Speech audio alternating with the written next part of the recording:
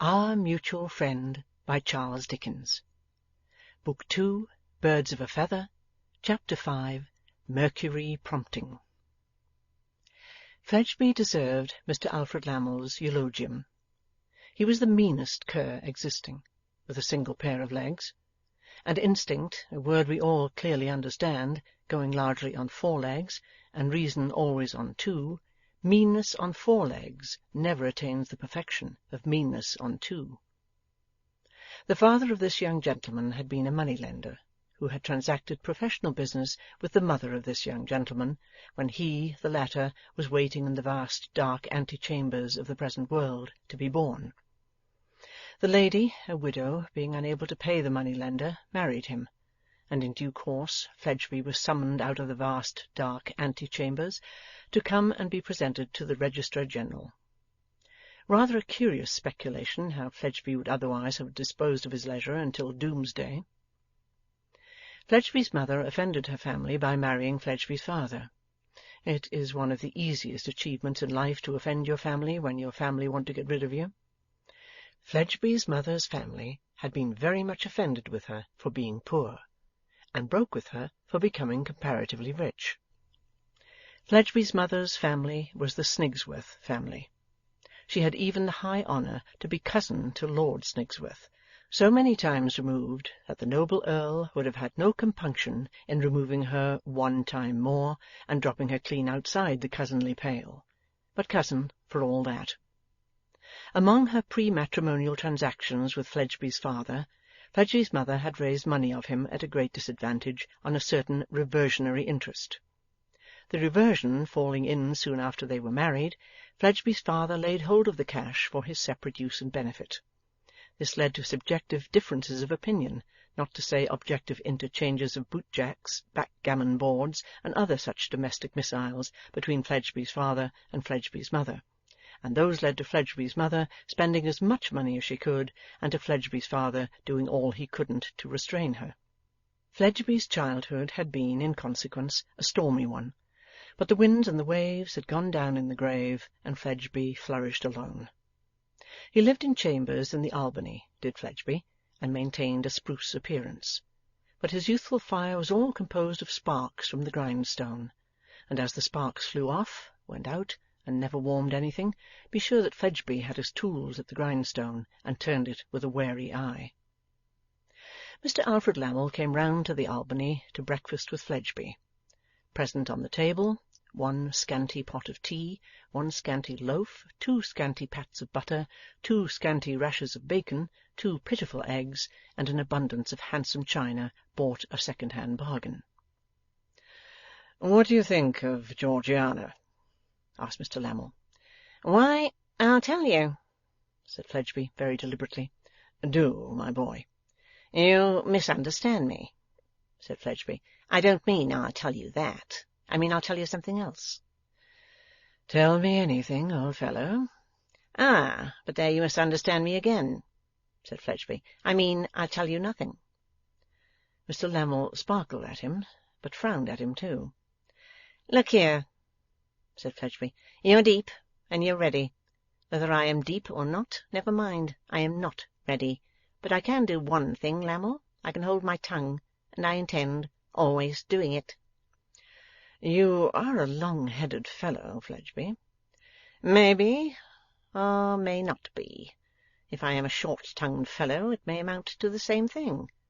Now, Lammle, I am never going to answer questions." "My dear fellow, it was the simplest question in the world." "Never mind. It seemed so, but things are not always what they seem. I saw a man examined as a witness in Westminster Hall. Questions put to him seemed the simplest in the world, but turned out to be anything rather than that after he had answered them. Very well. Then he should have held his tongue. If he'd held his tongue, he would have kept out of scrapes that he got into."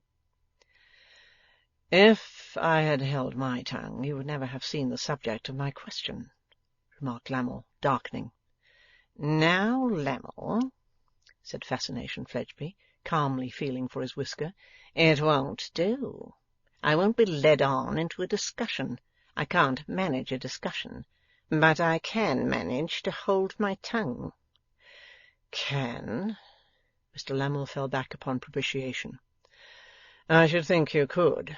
Why, when these fellows of our acquaintance drink, and you drink with them, the more talkative they get, the more silent you get. The more they let out, the more you keep in. I don't object, Lammle, returned Fledgeby with an internal chuckle, to being understood, though I object to being questioned. That certainly is the way I do it. And when all the rest of us are discussing our ventures, none of us ever know what a single venture of yours is.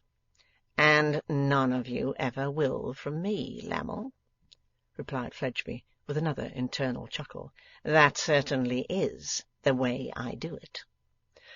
Why, of course it is, I know, rejoined Lammle with a flourish of frankness and a laugh, and stretching out his hands as if to show the universe a remarkable man in Fledgeby. If I hadn't known it of my Fledgeby, should I have proposed our little compact of advantage to my Fledgeby? Ah, remarked Fascination, shaking his head slyly. But I am not to be got at in that way. I am not vain. That sort of vanity don't pay, Lammle. No, no, no. Compliments only make me hold my tongue the more. Alfred Lammle pushed his plate away, no great sacrifice under the circumstances of there being so little in it, thrust his hands in his pockets, leaned back in his chair, and contemplated Fledgeby in silence. Then he slowly released his left hand from its pocket, and made that bush of his whiskers, still contemplating him in silence. Then he slowly broke silence, and slowly said, "What the devil is this fellow about this morning?" "Now look here, Lammle," said Fascination Fledgeby, with the meanest of twinkles in his meanest of eyes, which were too near together, by the way. "Look here, Lammle. I'm very well aware that I didn't show to advantage last night, and that you and your wife, who I consider is a very clever woman and an agreeable woman, did. I am not calculated to show to advantage under that sort of circumstances. I know very well you two did show to advantage, and managed capitally. But don't you on that account come talking to me as if I was your doll and puppet, because I am not." "And all this," cried Alfred, after studying with a look the meanness that was fain to have the meanest help, and yet was so mean as to turn upon it, "all this because of one simple natural question." "You should have waited till I thought proper to say something about it of myself. I don't like your coming over me with your Georgianas, as if you was her proprietor, and mine too." "Well, when you are in the gracious mind to say anything about it of yourself," retorted Lammle, "pray do." "I have done it. I have said you managed capitally. You and your wife both. If you'll go on managing capitally, I'll go on doing my part, only don't crow." "I crow!" exclaimed Lammle, shrugging his shoulders. "Or," pursued the other, "or take it into your head that people are your puppets, because they don't come out to advantage at the particular moments when you do, with the assistance of a very clever and agreeable wife. All the rest keep on doing, and let Mrs. Lammle keep on doing. Now, I've held my tongue when I thought proper, and I've spoken when I thought proper, and there's an end of that. And now the question is," proceeded Fledgeby with the greatest reluctance, "will you have another egg?" "No, I won't," said Lammle shortly. "Perhaps you're right, and will find yourself better without it," replied Fascination in greatly improved spirits. "To ask you if you'll have another rasher would be unmeaning flattery, for it would make you thirsty all day. Will you have some more bread and butter?" "No, I won't," repeated Lammle. "Then I will," said Fascination. And it was not a mere retort for the sound's sake, but was a cheerful, cogent consequence of the refusal. For if Lammle had applied himself again to the loaf, it would have been so heavily visited, in Fledgeby's opinion, as to demand abstinence from bread on his part for the remainder of that meal at least, if not for the whole of the next. Whether this young gentleman, for he was but 23, combined with the miserly vice of an old man, any of the open-handed vices of a young one, was a moot point, so very honourably did he keep his own counsel. He was sensible of the value of appearances as an investment, and liked to dress well, but he drove a bargain for every movable about him, from the coat on his back to the china on his breakfast-table, and every bargain, by representing somebody's ruin or somebody's loss, acquired a peculiar charm for him. It was a part of his avarice to take, within narrow bounds, long odds at races. If he won, he drove harder bargains. If he lost, he half-starved himself until next time. Why money should be so precious to an ass too dull and mean to exchange it for any other satisfaction is strange, but there is no animal so sure to get laden with it as the ass, who sees nothing written on the face of the earth and sky but 3 letters LSD, not luxury, sensuality, dissoluteness, which they often stand for, but the 3 dry letters. Your concentrated fox is seldom comparable to your concentrated ass in money-breeding. Fascination Fledgeby feigned to be a young gentleman living on his means, but was known secretly to be a kind of outlaw in the bill-broking line, and to put money out at high interest in various ways. His circle of familiar acquaintance, from Mr. Lammle round, all had a touch of the outlaw as to their rovings in the merry greenwood of Jobbery Forest, lying on the outskirts of the share-market and the Stock Exchange. "I suppose you, Lammle," said Fledgeby, eating his bread and butter, "always did go in for female society?" "Always," replied Lammle, glooming considerably under his late treatment. "Came natural to you, eh?" said Fledgeby. "The sex were pleased to like me, sir," said Lammle sulkily, but with the air of a man who had not been able to help himself. "Made a pretty good thing of marrying, didn't you?" asked Fledgeby. The other smiled, an ugly smile, and tapped 1 tap upon his nose. "My late governor made a mess of it," said Fledgeby. "But is the right name Georgina or Georgiana?" "Georgiana." "I was thinking yesterday. I didn't know there was such a name. I thought it must end in Ina." "Why?" "Why? You play, if you can, the concertina, you know," replied Fledgeby, meditating very slowly, "and you have, when you catch it, the scarlatina, and you can come down from a balloon in a parish— No, you can't, though. Well, say Georgette. I mean Georgiana." "You were going to remark of Georgiana," Lammle moodily hinted, after waiting in vain. "I was going to remark of Georgiana, sir," said Fledgeby, not at all pleased to be reminded of his having forgotten it, "that she don't seem to be violent, don't seem to be of the pitching-in order."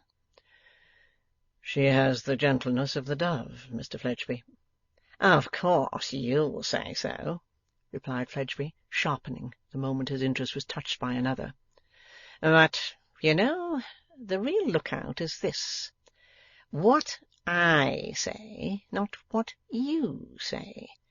I say, having my late governor and my late mother in my eye, that Georgiana don't seem to be of the pitching-in order." The respected Mr. Lammle was a bully, by nature and by usual practice. Perceiving, as Fledgeby's affronts cumulated, that conciliation by no means answered the purpose here, he now directed a scowling look into Fledgeby's small eyes, for the effect of the opposite treatment.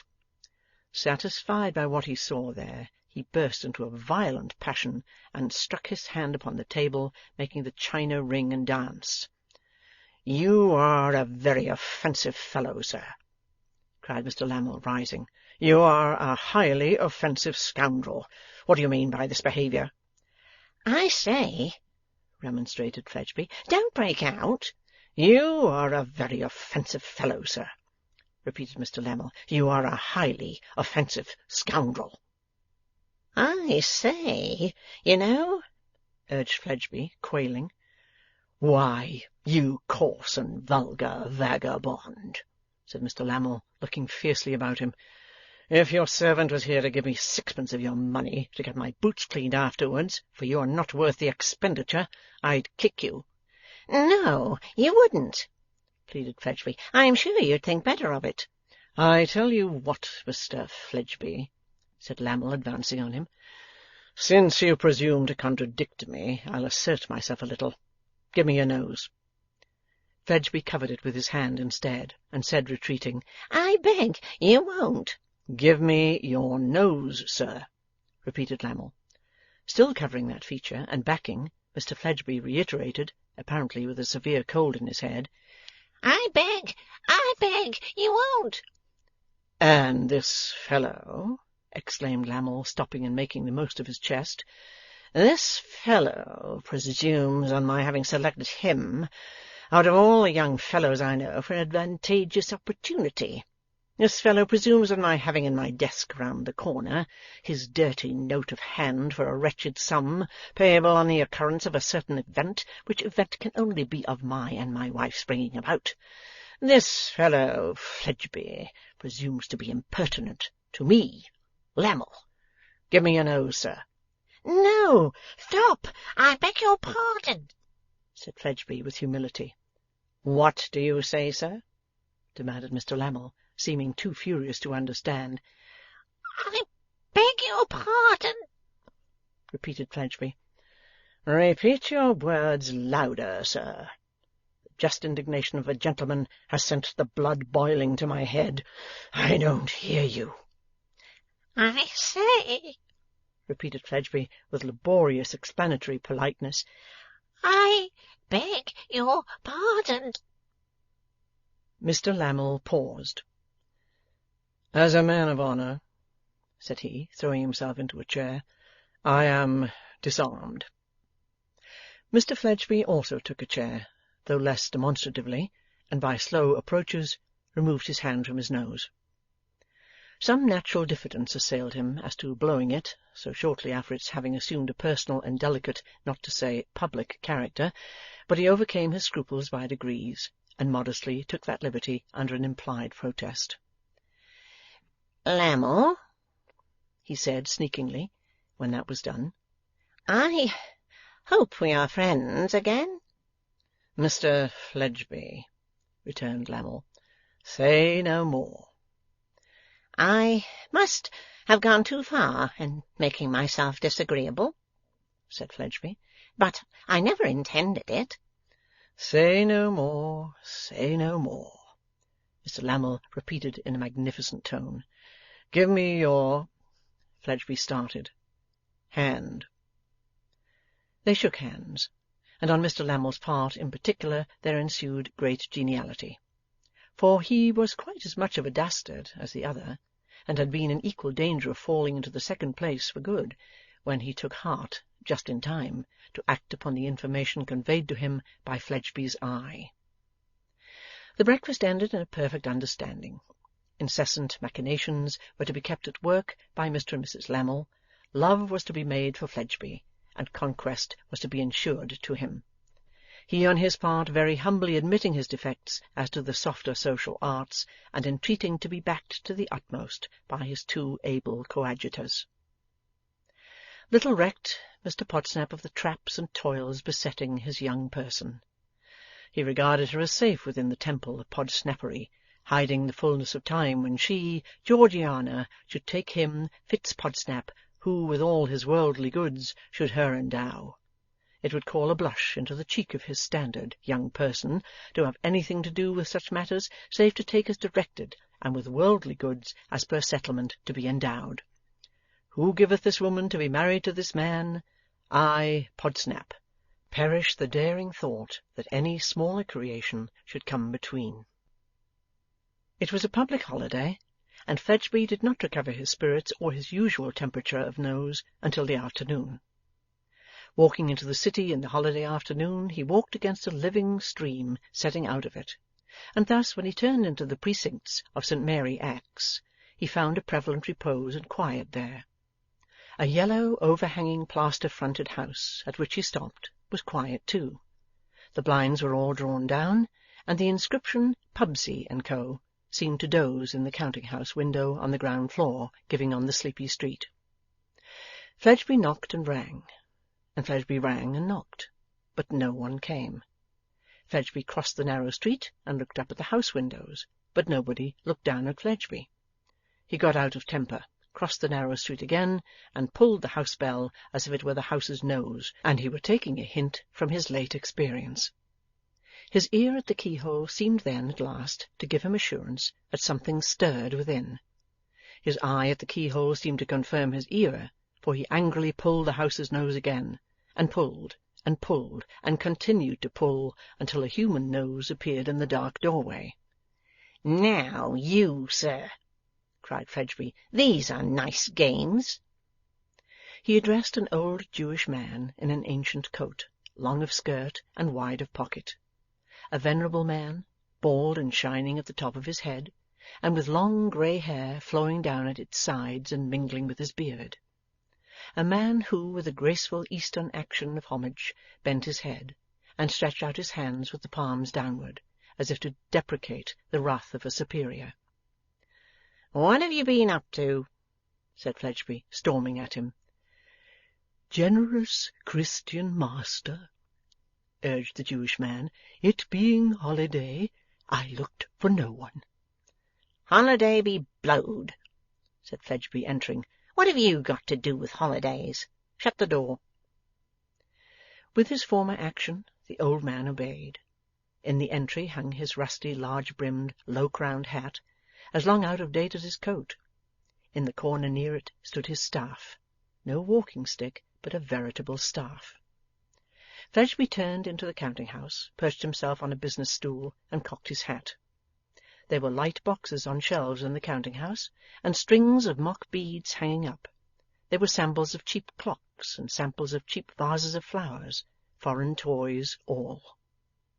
Perched on the stool, with his hat cocked on his head and one of his legs dangling, the youth of Fledgeby hardly contrasted to advantage with the age of the Jewish man, as he stood with his bare head bowed, and his eyes, which he only raised in speaking, on the ground. His clothing was worn down to the rusty hue of the hat in the entry, but though he looked shabby, he did not look mean. Now, Fledgeby, though not shabby, did look mean. "You have not told me what you are up to, sir," said Fledgeby, scratching his head with the brim of his hat. "Sir, I was breathing the air." "In the cellar, that you didn't hear?" "On the housetop."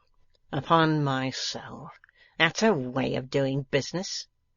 "Sir," the old man represented with a grave and patient air, "there must be two parties to the transaction of business, and the holiday has left me alone." "Ah, can't be buyer and seller too. That's what the Jews say, ain't it?" "At least we say truly, if we say so," answered the old man with a smile. "Your people need speak the truth sometimes, for they lie enough," remarked Fascination Fledgeby. "Sir, there is," returned the old man with quiet emphasis, "too much untruth among all denominations of men." Rather dashed, Fascination Fledgeby took another scratch at his intellectual head with his hat, to gain time for rallying. "For instance," he resumed, as though it were he who had spoken last, "who but you and I ever heard of a poor Jew?"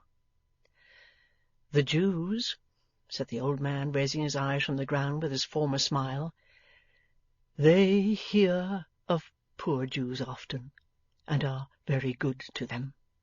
"Bother that," returned Fledgeby. "You know what I mean. You'd persuade me if you could that you were a poor Jew. I wish you'd confess how much you really did make out of my late governor. I should have a better opinion of you." The old man only bent his head, and stretched out his hands as before. "Don't go on posturing like a deaf and dumb school," said the ingenious Fledgeby, "but express yourself like a Christian, or as nearly as you can." "I had had sickness and misfortunes, and was so poor," said the old man, as hopelessly to owe the father principal and interest. The son inheriting was so merciful as to forgive me both, and place me here. He made a little gesture, as though he kissed the hem of an imaginary garment worn by the noble youth before him. It was humbly done, but picturesquely, and was not abasing to the doer. "You won't say more, I see," said Fledgeby, looking at him as if he would like to try the effect of extracting a double tooth or two. "And so it's of no use my putting it to you. But confess this, Riah. Who believes you to be poor now?" "No one," said the old man. "There, you're right," assented Fledgeby. "No one," repeated the old man with a grave slow wave of his head. "All scout it as a fable.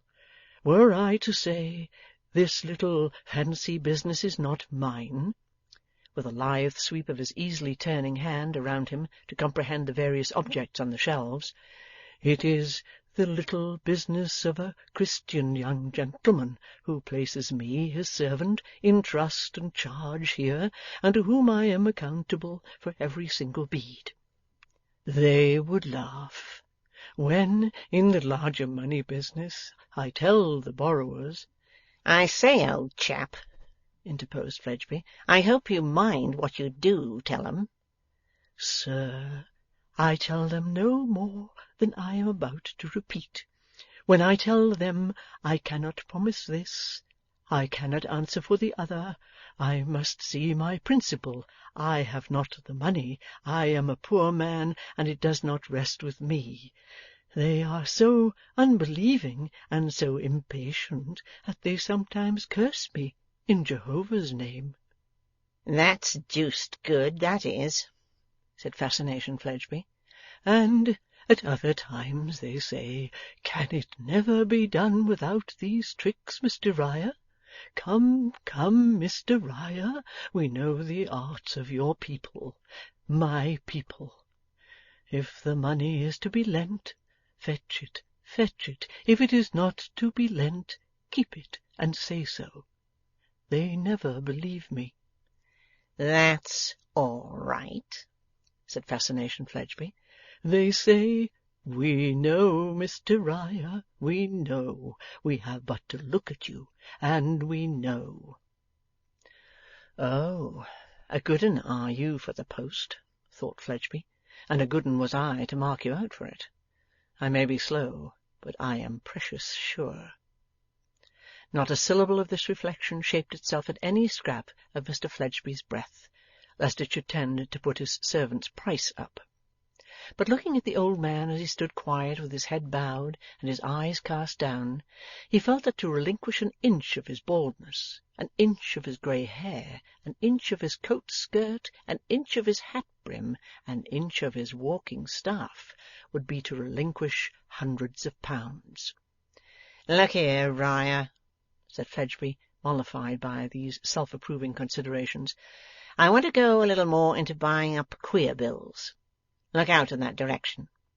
"Sir, it shall be done." "Casting my eye over the accounts, I find that branch of business pays pretty fairly, and I'm game for extending it. I like to know people's affairs likewise, so look out." "Sir, I will promptly." "Put it about in the right quarters, that you'll buy queer bills by the lump, by the pound weight, if that's all. Supposing you see your way to a fair chance on looking over the parcel. And there's one thing more. Come to me with the books for periodical inspection as usual at 8 on Monday morning." Riah drew some folding tablets from his breast, and noted it down. "That's all I wanted to say at the present time," continued Fledgeby in a grudging vein, as he got off the stool, "except that I wish you'd take the air where you can hear the bell or the knocker, either one of the two or both. By the by, how do you take the air at the top of the house? Do you stick your head out of a chimney-pot?" "Sir, there are leads there, and I have made a little garden there." "To bury your money in, you old dodger?" A thumbnail's space of garden would hold the treasure I bury, master, said Riah. 12 shillings a week, even when they are an old man's wages, bury themselves. I should like to know what you really are worth, returned Fledgeby, with whom his growing rich on that stipend and gratitude was a very convenient fiction. But come, let's have a look at your garden on the tiles before I go. The old man took a step back and hesitated. Truly, sir, I have company there. Have you, by George? Said Fledgeby. I suppose you happen to know whose premises these are? Sir, they are yours, and I am your servant in them. Oh, I thought you might have overlooked that, retorted Fledgeby, with his eyes on Riah's beard, as he felt for his own. Having company on my premises, you know. Come up and see the guests, sir. I hope for your admission that they can do no harm. Passing him with a courteous reverence, specially unlike any action that Mr. Fledgeby could for his life have imparted to his own head and hands, the old man began to ascend the stairs. As he toiled on before, with his palm upon the stair-rail, and his long black skirt, a very gabardine, overhanging each successive step, he might have been the leader in some pilgrimage of devotional ascent to a prophet's tomb. Not troubled by any such weak imagining, Fascination Fledgeby merely speculated on the time of life at which his beard had begun, and thought once more what a good un he was for the part. Some final wooden steps conducted them, stooping under a low penthouse roof, to the house-top.